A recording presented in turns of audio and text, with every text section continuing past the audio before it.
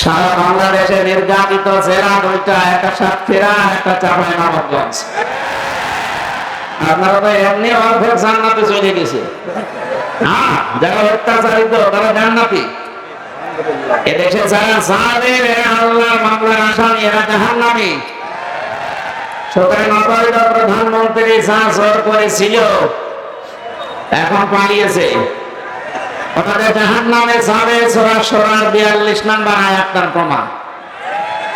আর তার বিরুদ্ধে মামলা হামজা না, তার বিরুদ্ধে আল্লাহ নিজে মামলা দেবে। না কি মনে হয় বলেন, আল্লাহ যদি কারো বিরুদ্ধে মামলা দেয় সে জান্নাত পেতে পারে বলেন? সুতরাং সে সহজার দর্শক যারা আছে এখনো কোনা কাঞ্চা বিভিন্ন জায়গায় আছে, খালি সাহস দেয়, আপনার ঘাবড়াবেন না, এদিকে আসে। আপনি ঘাবড়ালে আমরা নরম হয়ে যায়। এই সমস্ত কথা যে দর্শক গুলো বলছিল এখনো বলছে মাঝে মাঝে, সবগুলো আমার আল্লাহ আদালতে তার নিজের মামলার আসামি। বলেন নাউজুবিল্লাহ। আমরা যেন এরকম ভুল না করি।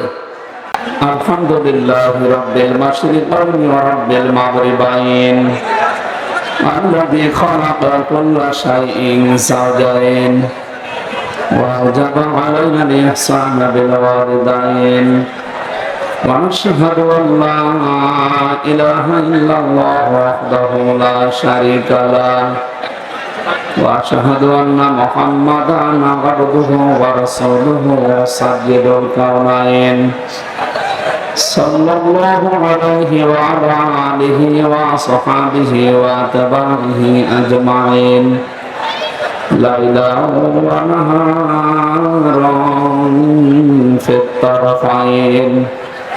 فقد قال الله تعالى في كلامه المجيد وبرهانه التوحيد أعوذ بالله من الشيطان الرجيم بسم الله الرحمن الرحيم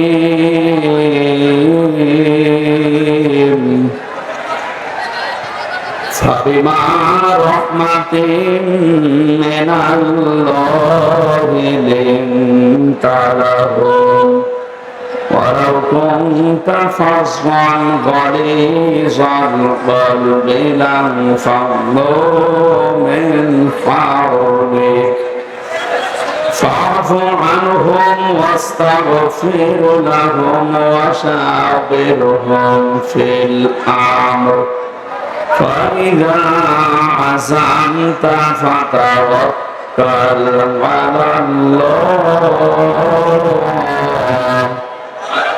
إن الله يحب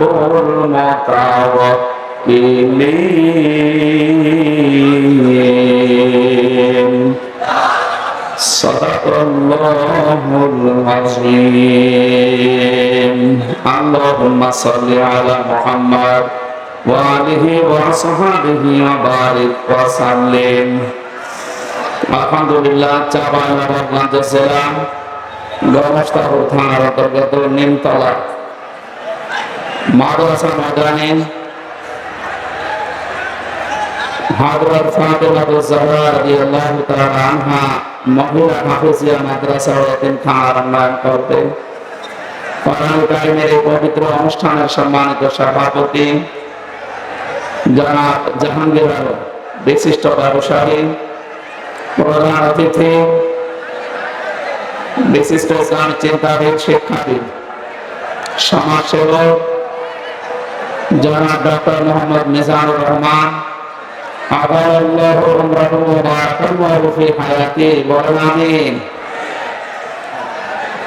বিশ্ব ইসলামী আন্দোলন বাংলাদেশ জামাত ইসলামী চাঁপাইনবাবগঞ্জ জেলা শ্রদ্ধাভাজন জেলা আমির যারা মাওলানা আবু যর গেফারি এখানে আছেন না? দামার বারকাতুহু মুনাদিয়া। উপস্থিত আছেন জনাব অধ্যাপক মাওলানা শাহ আলম, যারা খাদেমুল ইসলাম সহ যারা আলোচনা রাখলেন মাওলানা হোসাইন আহমেদ মাহফুজ, মাওলানা রবিউল ইসলাম, এবং মঞ্চে বসা অত্র এলাকার সর্বজন শ্রদ্ধাভাজন ব্যক্তিবর্গ, সামনে বসা মুসলমান ভাইরা, পর্দার আড়ালের সম্মানিতা মা এবং বোনেরা, প্রশাসনের ভাইরা, আমার মনে হয় বলার দরকার নেই। ওরা কিছুদিন আগে এখানে আমাদের উঠতে দেয়, প্রশাসন না হলেও আমাদের এই আলোচনা হচ্ছে, হবে ইনশাআল্লাহ। যারা এতদিন পর্যন্ত জালেমের দোষর হিসাবে কাজ করেছিলেন, বাংলাদেশের অন্তর্বর্তীকালীন সরকার যিনি আছেন, আমরা আহ্বান জানাবো সকাল আসতে আসতে যেন জালেমদের দোষররা একটা তাদের চেয়ারে না থাকে। নতুন মানুষ যারা এতদিন বৈষম্যের শিকার হয়ে 15.5 বছর ওএসডি হয়েছিল, তাদেরকে নিয়ে সেই সমস্ত জায়গায় আবার বসানো হোক। দাবি আপনারা করেন কিনা? এটা যেহেতু কয়েকজন মানুষ হাত তুলিস, বাকি সবাই হাত তুলছে না। ঠিক আছে, আলহামদুলিল্লাহ ভাই। আমার সামনে এখন মাত্র 10-20 হাজার মানুষ না, এটা রেকর্ড হচ্ছে, ভিডিও হচ্ছে। সারা বাংলাদেশের 18 কোটি মানুষের পক্ষ হয়ে আমরা বলছি, বৈষম্য বিরোধী ছাত্র আন্দোলনের যে 9 দফা ছিল, তার অন্যতম দফা ছিল এই যে আমরা সংস্কার করতে চাই। সংস্কার যখন আরম্ভ হয়েছে, মাত্র দেখেছিলাম 1628টা চেয়ার এই দেশে দায়িত্ব পালন করে, একটা চেয়ার শুধু হাত খোলা অবস্থায় ছিল, যেটা অবৈধ প্রধানমন্ত্রী। বাকি সব চেয়ার ছিল হাত বাঁধা। কয়েকদিন আগে আমার মামলা সব খারিজ হয়ে গেছে, আলহামদুলিল্লাহ। সব গৌরবে কুসুর খালাস দিয়ে দিয়েছে আদালত। আমি অনেক জিজ্ঞাসা করি যে মাননীয় আদালত, 3 বছর মামলা তো আপনার কাছে ছিল, কিছুই তো করেননি। আজকে হঠাৎ করে বলছেন যে মামলায় কোনো মাল ম্যাটারেস নেই, সব জামিন দিয়ে দিলাম। তাহলে বেকসুর খালাস দিয়ে দিলেন, এতদিন তো কিছু করেননি। তুমি এটাই বলতো যে হুজুর আমার হাত বাঁধা ছিল, এখন যেহেতু হাত খোলা আছে, এখন আর ন্যায় বিচার করতে কোনো বাধা নেই। আমরা তো এইটাই চাই, কথা বলে ঠিক কিনা? আমরা চাই এদেশে কারো হাত বাঁধা থাকবে না, সব থাকবে হাত আবু সাইদের মতো খোলা, ইনশাআল্লাহ। হ্যাঁ, এরপরে ন্যায় বিচার যদি কাঙ্ক্ষিত মানের আমরা দেখতে চাই, মানুষের তৈরি করা আইন কানুন দিয়ে সম্ভব না। এই সমস্যা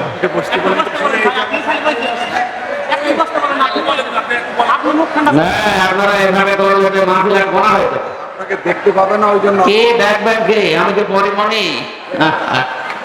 আমার তো জিনিসপত্র নেই, বসে কি দেখবেন?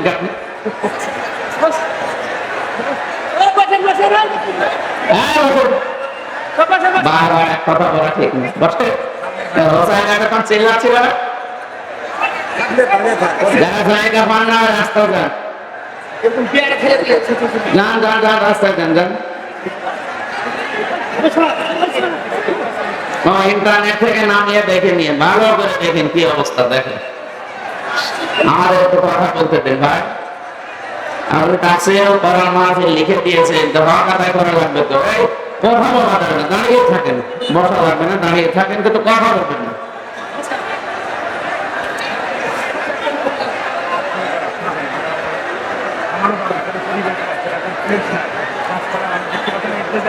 এরা তো চুপচাপ আছে সব।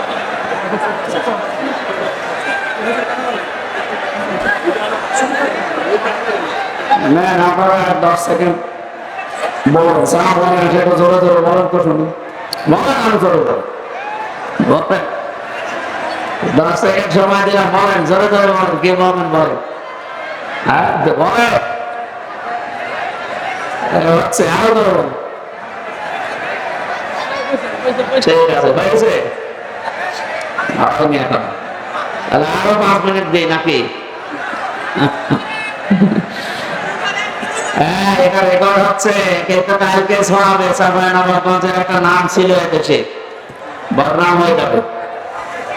এইটুক সময় দেন আমাকে, কথা বন্ধ করে কথা। আলহামদুলিল্লাহ।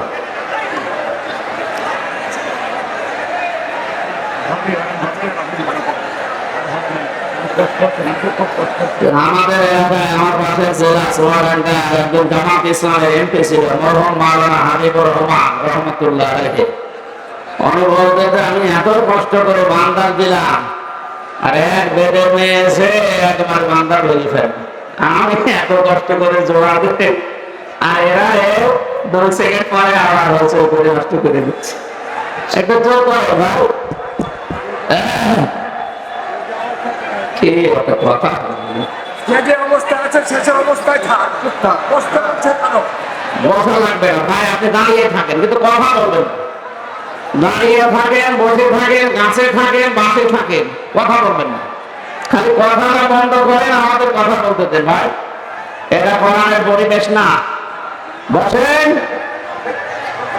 দাঁড়ান। ব্যস্ত বলছে না, ব্যস্ত বলছে না, পরিষ্কার। আসলে জায়গাটা ভেজা তো, এই জন্য আমাকে বসতে চাচ্ছেন, বসার দরকার নেই। দাঁড়িয়ে থাকেন কিন্তু কথা বলবেন না, দাঁড়িয়ে থাকেন কষ্ট করে। যে এলাকাতে কষ্ট বেশি হয়, এলাকাতে সওয়াব বেশি হয়। এখানে কষ্ট করে কিন্তু কথা বলবেন না। আমরা যারা দূর দূরান্ত থেকে মাহফিলে আসলাম, বলেন তো আলহামদুলিল্লাহ। কোরআনে কারীম আমাদেরকে সুসংবাদ জানিয়েছে, ওয়া নুরিদু আন্না মুন্না আলাল্লাযিনা ইসতাদঈফু ফিল আরদি ওয়া নাজআলাহুম আইম্মাতাও ওয়া নাজআলাহুমুল ওয়ারিসিন। আল্লাহ পাক বলেন, হে নবী, ফিরআউনের জামানার কথা আপনাকে আমি স্মরণ করাচ্ছি একটা কারণে। আপনার উম্মতদেরকে আপনি এটা জানাবেন। ফিরআউনের সময় বহু জাতি ছিল, সব জাতিকে দলে ভিতরে বিভক্ত করে দিয়ে একটা জাতিকে টার্গেট করেছিল, একটা দলকে। সেই দল ছিল মুসা নবীর দল।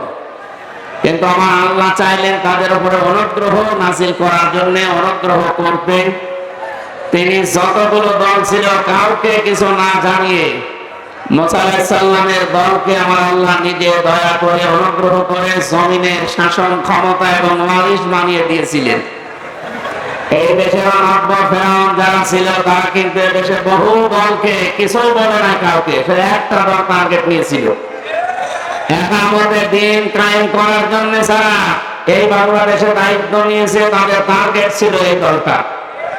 বলেন, যত হামলা মামলা কেস কাম জেল ভর্তি সব এই দলের লোক দিয়ে।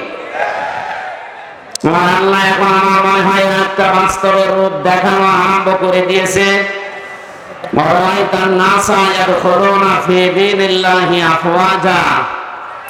আপনি দেখতে পাবেন দলে দলে পালে পালে মানুষ ইসলামে প্রবেশ করছে। যে দৃশ্য এখন এই 1 মাসে 8-9 দিনের যে রিপোর্ট আমরা পেলাম, গতকালকে আন্তর্জাতিক একটা রিপোর্ট পেয়েছি, বাংলাদেশে 100 জনের 14 জন যারা বিদায় নিয়েছে জালেমরা তাদেরকে এখনো সাপোর্ট করছে। 100 জনের কয়জন? মাত্র 14 জন। বিরোধী দল হিসাবে বড় যারা আমরা ধারণা করতাম জাতীয়তাবাদী দল, তারা 100 জনের 28 জন সাপোর্ট পাচ্ছে এই দেশে। এখন আনন্দের বিষয়ে 1 মাস 8-9 দিনে এমন পরিবর্তন বাংলাদেশে শুরু হয়ে গেছে। 100 জনের 58 জন মানুষ এখন ইসলাম পন্থী এই দেশে। সুতরাং এই সংবাদটা আমি নিজে বানাইনি, যেটা দেখতে পেলাম কোরআনের আয়াতের সাথে যে দলে দলে মানুষ ইসলামে প্রবেশ করবে, এটা কিন্তু কয়েকদিনই অলরেডি শুরু হয়ে গেছে। শুধু ছোটখাটো জালেমরা না, অনেক অমুসলিম পর্যন্ত। আমি তো কয়েকদিন আগে এক জায়গায় 10 জন, এক জায়গায় 2 জন, আর এক জায়গায় 1 জন, এদিকে চুয়াডাঙ্গা, গাইবান্ধা আর দিনাজপুরে 13 জন মুসলমান অলরেডি কয়েকদিনই হয়েছে।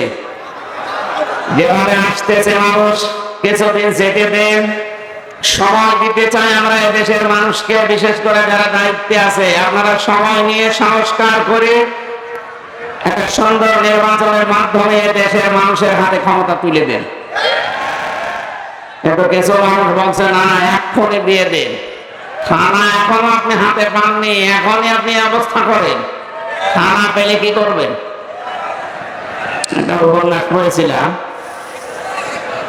পুত্রবধূ বাড়িতে আসার পরে দাদি শাশুড়ি যে বলছে, আমার কিন্তু পুঁতি লাগবে। উনি মাথা নিচু করে বলছে, দাদি শাশুড়ি আপনি দোয়া করেন, ইনশাল্লাহ হবে। শাশুড়ি এসে বলছে, বৌমা আমার কিন্তু নাতি লাগবে। অথচ দোয়া করে সময় দে।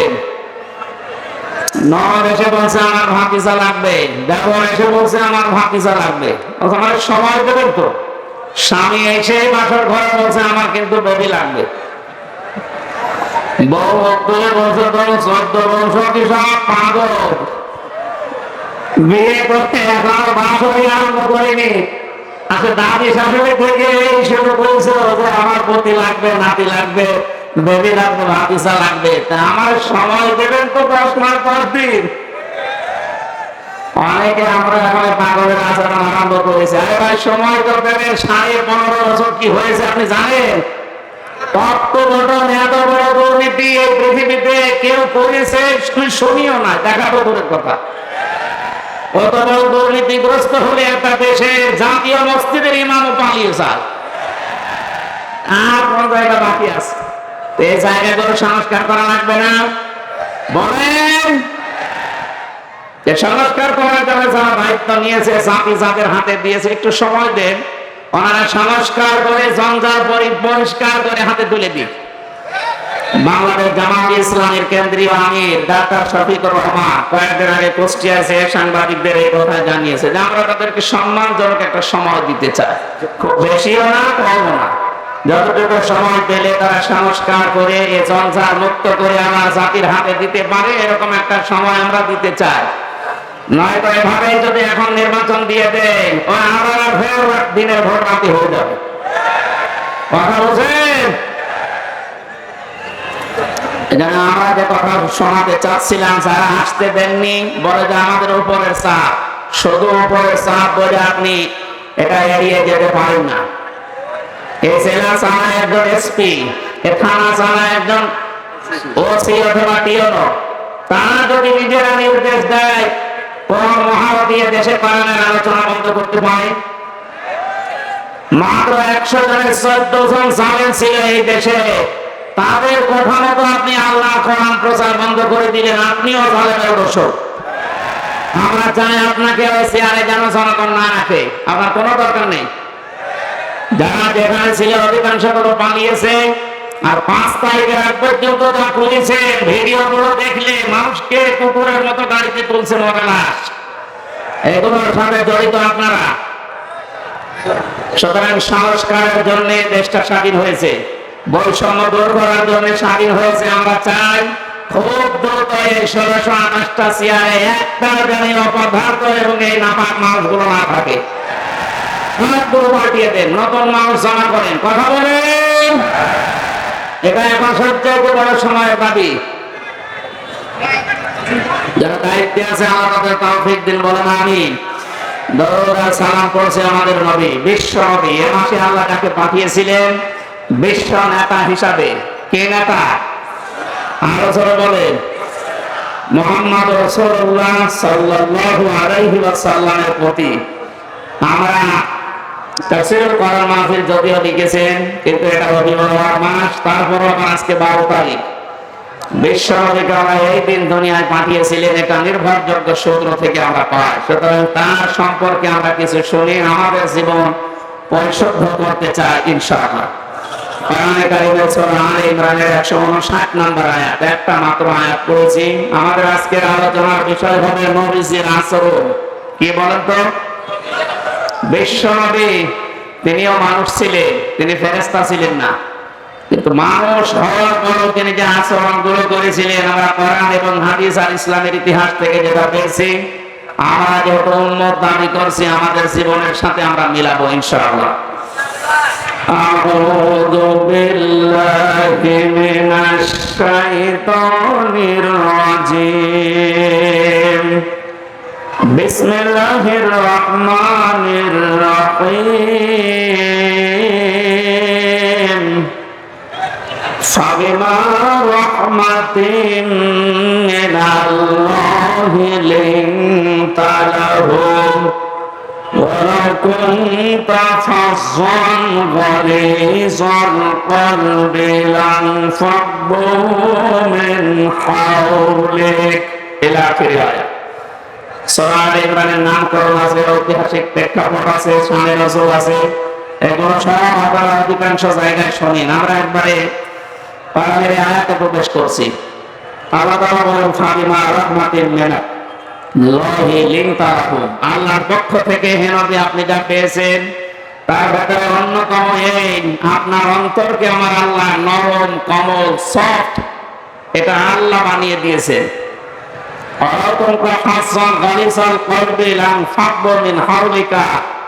যাতে আপনি কর্কশ ভাষী হতেন, চরমপন্থা অবলম্বন করতেন, আপনার ভাষা যদি খুব কড়া করা হতো তাহলে মানুষকে আপনি আশপাশে পেতেন না, সব ছিটকে দূরে চলে যেত। তাদেরকে আপনি ক্ষমা করেন, আস্তাগফির লাহুম, তাদের জন্য আল্লাহর কাছে ক্ষমা চান, ওয়াশাবিরহুম ফিল আমর, আর কোনো কাজ করলে তাদের সাথে পরামর্শ করে করে। ফাইদা আসামতা ফাতাওয়াক্কাল আলাল্লাহ, কোন সিদ্ধান্ত নেওয়ার পরে আপনি দৃঢ়ভাবে ভরসা করবেন আল্লাহর উপরে। ইন্নাল্লাহা ইউহিব্বুল মুতাওয়াক্কিলিন, যারা ভরসা করে অবশ্যই তাদের ভরসা করা উচিত আল্লাহর উপরে। কার উপরে? আমরা একটা সামনে নিয়ে বিশ্বনবীর জীবনের হাজারো পাঠ আছে, আর রাহিতুল মাকতুম থেকে অধিকাংশগুলো আমি করেছি। তার অন্যতম আমি প্রায় 27টা পাঠ পেয়েছি রাসূলের জীবনে। তার ভিতরে অন্যতম একটা পাঠ আচরণ, ব্যবহার। নবীজির ব্যবহার সুন্দর ছিল, কোমল ছিল। এই আচরণটা আমার আল্লাহ নিজে তাকে দান করেছিলেন। এই জন্য আসিম এই শব্দ আল্লাহ নিজে উপহার দিয়েছেন রাসূলের চরিত্রে, ব্যবহার, আচরণে। কোরআনে কারিমে আল্লাহ বলেন ইন্নাকা লাআলা খুলুকিন আযীম, হে নবী আপনি মহান চরিত্রের উপরে প্রতিষ্ঠিত। এত বড় চরিত্র আপনাকে আমি দিয়েছি, কিয়ামত পর্যন্ত মানুষ শুধু অনুসরণ করে যাবে, কোল কিনারা পাবে না। বলেন সুবহানাল্লাহ। আমাদের আজকে অনেকে আদর্শ হয়ে থাকে তাদের রাজনৈতিক নেতারা। আমরা রাজনীতি করি কিন্তু মুহাম্মদ রাসূলুল্লাহকে আদর্শ বানিয়ে। এতে 96% মুসলমানের দেশে বাস করি আমরা। হয়তো নামাজ পড়তে না পারি, রোজা রাখতে না পারি, কিন্তু এই বিশ্বাস, এই স্বীকৃতি আমাদের আছে যে আমরা মুহাম্মদ রাসূলুল্লাহর উম্মত। বলেন বলেন। তাদেরকে আমি শোনাচ্ছি, যেহেতু উম্মত হিসাবে স্বীকৃতি আপনি দিয়েছেন, কিয়ামতের দিন তার সুপারিশ আমাদের পাওয়া দরকার আছে না নেই?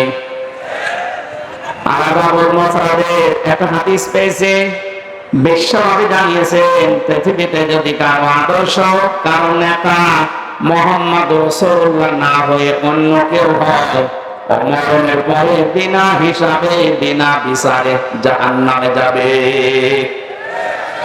আমি আপনাদের বাঁচাতে চাই। এসেছিলাম কিছুদিন আগে, কথা বলতে দেননি, আজকে একটু সময় দেন। আল্লাহর ঘোষণা দেওয়া নেতা, আদর্শ এই পৃথিবীতে একটা মাত্র, আল্লাহ নিজে যাকে ঘোষণা দিয়েছেন, ইয়াসিন।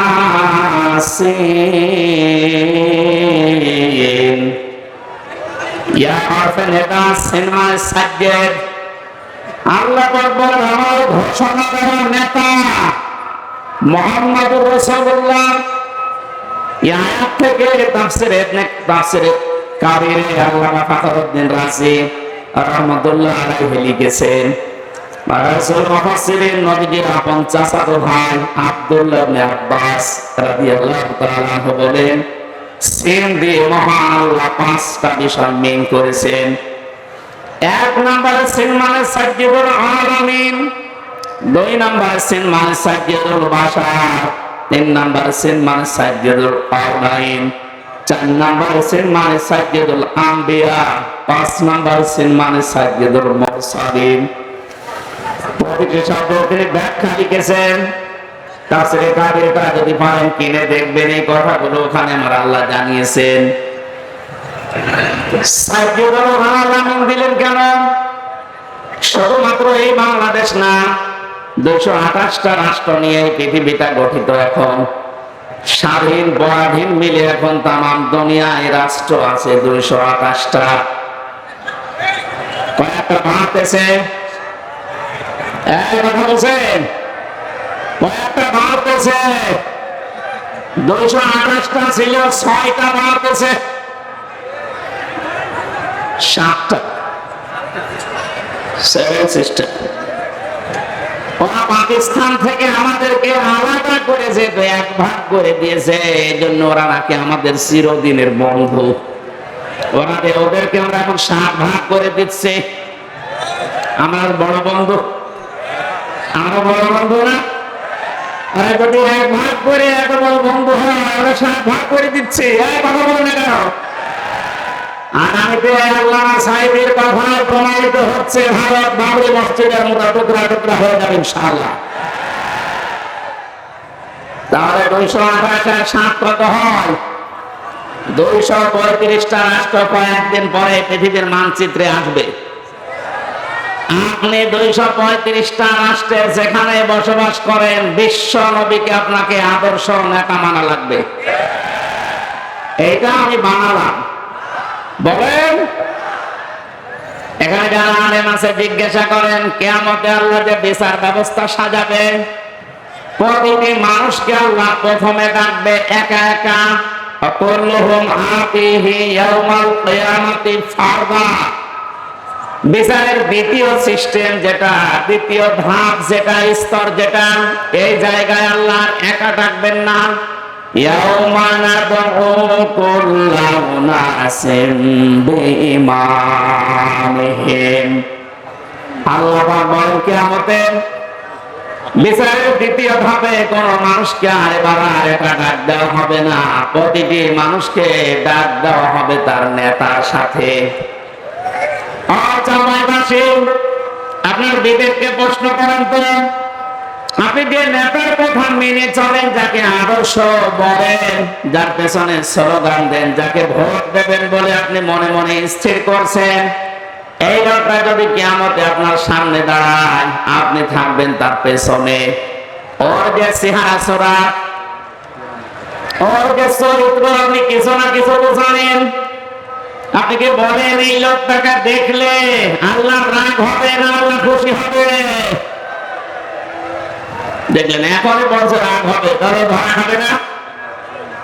আশা করছি আপনি যা ধরা না খান। বাংলাদেশে নায়েবে আমির জামাত ইসলামী অধ্যাপক মুজিবুর রহমান আজকে সরকারে ঘোষণা দিয়েছেন, হে দেশবাসী, তোমরা যেন কোনোদিন কোন মদখোরকে ভোট দিবা না। কথাটা কিনা আমি এখন সঠিক না, তো তিনি বলেছেন, কারণ তিনি ছাড়া এ কথা বলার মতো মানুষ অন্য দলে তো নেই। কথা বলছেন, আমরা দেখতে পেয়েছি অধিকাংশ দলের তো সবটাই খাওয়া আমার খাওয়ালো। এমন একটা দলের কথা বললাম, অধ্যাপক মুজিবুর রহমান যে দলে আছেন, আপনি একটা যদি দেখাতে পারেন বিড়ি খান, জীবনে স্টেজে কথা বলবো না। এই লোকটাকে কিয়ামতে আল্লাহ যদি দেখে, আমি তার সাথে কাবা শরীফে কয়েকদিন ছিলাম, তার যে আমল, অধ্যাপক মুজিবুর রহমানের সাথে আমি সময় কাটিয়েছি, তার যে আল্লাহর উপরে বিশ্বাস আর ইবাদতের মাত্রা, আপনি এই সমস্ত মানুষ বাদ দিয়ে ঘরের মদখোরের পেছনে আপনার বিবেক আছে? তার চেহারা দেখলে আল্লাহর কথা মনে পড়ে। কথা বলে না কেন? অথচ তিনি কোনো আলেম না, একটা জেনারেল শিক্ষিত মানুষ। রাতের বেলা তার কন্দন দেখেছিলাম কাবা শরীফে। আমার মনে হয় এই সমস্ত মানুষ বাদ দিয়ে যারা মদখোর, দায়খোর, বাবাখোর, এদের পেছনে ঘোরে, এগুলো মানুষ নেই, এদের বিবেকের উপরেও কুকুরের পোশাক দিচ্ছে। ঠিক তো, খালি সামিয়ানার নিচে বলছে, বাকি ঠিক থাকবে তো ইনশাআল্লাহ। এটা দেখতে চাই। এটা যদি মনে করেন রাজনীতি হয়, এটাই রাজনীতি, আমরা এই রাজনীতির সামনে নিয়ে যেতে চাই। 151 জন মানুষকে আমরা অধ্যাপক মুজিবুর রহমানের মতো, ডক্টর মিজানুর রহমানের মতো চাই। কথা বলেন, সারা দেশে যাচ্ছে, যারা সামনে আসবে, যেন 58 জন হয়ে গেছে ইসলামপন্থী মানুষ এই দেশে। আর বেশি দেরি নেই, এই দেশে ইসলাম কায়েম হবে ইনশাআল্লাহ। যদিও জালেমরা এখন নিজেদের সাহস জোগাতে অনেক উল্টা পাল্টা কথা বলছে, না আমি পদত্যাগ করিনি। আরে শয়তান, পদত্যাগ করেছি মানে? ভিডিও কি বানাবো না? নিজের সই করছে। এটা আমার ছেলে বলেছে, আমার মা মাথা খারাপ হয়ে গেছে, ক্ষমতা হারার পর ওনার কথা আপনারা বিশ্বাস করবেন না। এক লোকের গরু হারিয়েছে, ওর শ্বাসে দৌড়াচ্ছে, ছেলের সাথে দেখা, ছেলে ডাক দিয়ে বলছে আব্বা তুমি কোথায় যাও? বলছে ওরে ভাই দৌড় হারিয়েছে। একটা গরু হাওয়ায় যদি ছেলেকে ভাই বলে ফেলে, এত বড় অবৈধ রাজত্ব যারা হারিয়ে ফেলেছে, মাথা ঠিক থাকার কথা। ওদের মাথা যেমন খারাপ হয়। এ দেশে আবু সাইদের মা জানিয়েছে তুমি আসো, চট করে ঢুকে পড়বা, আসো তোমার আরো আয়না ঘরে নিয়ে যাও। শুধু আবু সাইদের মা না, এদেশে হাজারো আবু সাইদের মা এই আশায় আছে। সালেমরা যদি সাহস দেখায়, আমরা কিন্তু বসে খাবো না ইনশাআল্লাহ। এদেশে একটা সালেমকে আমরা ভবিষ্যতে এখন দেখতে চাই না, দেখতে চাই এদেশে হজরত ওমরের মতো মানুষ। আপনারা এভাবে বসে থাকতে পারবেন? বৃষ্টি তো জোরে নেমে গেল।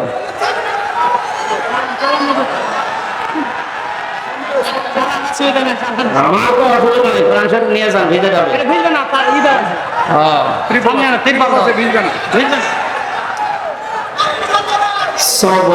সুবহানাল্লাহ আলহামদুলিল্লাহ লা ইলাহা ইল্লাল্লাহ।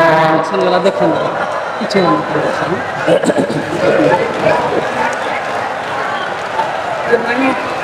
না আমি পারবো না এভাবে, পরিবেশ লাগবে ভাই, এটা একটা গানের অনুষ্ঠান না, এভাবে হবে না। আল্লাহুম্মা আমিন। লা ইলাহা ইল্লা আনতা সুবহানাকা ইন্নী কুনতু মিনাজ জালিমিন। আল্লাহ তাআলার আয়োজনকে কবুল করে নাও, যতটুকু বলার চেষ্টা চালিয়েছে আমল করার তৌফিক দাও। আলহামদুলিল্লাহি রাব্বিল